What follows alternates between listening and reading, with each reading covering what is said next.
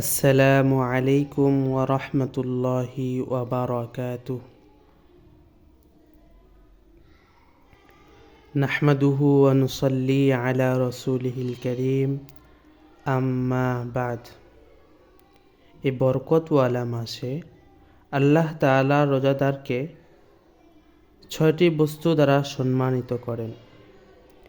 ১ number, রোজাদারের মুখের দুর্গন্ধ আল্লাহর কাছে মেঘনাবির সুগন্ধির চাইতেও অধিকতর প্রিয়।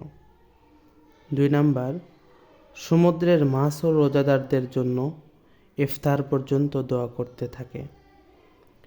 অপর একটি বর্ণনায় এসেছে, ফেরেশতারা রোজাদারের জন্য ক্ষমা প্রার্থনা করতে থাকে যতক্ষণ না তারা ইফতার করে। ৩ নাম্বার, রোজাদারের সম্মানে প্রতিদিন জান্নাতকে সুসজ্জিত করা হয়। ৪ নাম্বার, রমাজানে দুর্বৃত্ত শয়তানকে বন্দী করে রাখা হয়।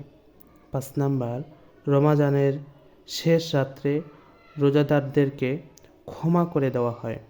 ৬ নাম্বার, এই মোবারক মাসে প্রতিদিন একজন ঘোষক ঘোষণা করতে থাকে, ইয়া বাগিয়াল খৈরি আকবিল ওয়া ইয়া বাগিয়াশ শাররি আকসির।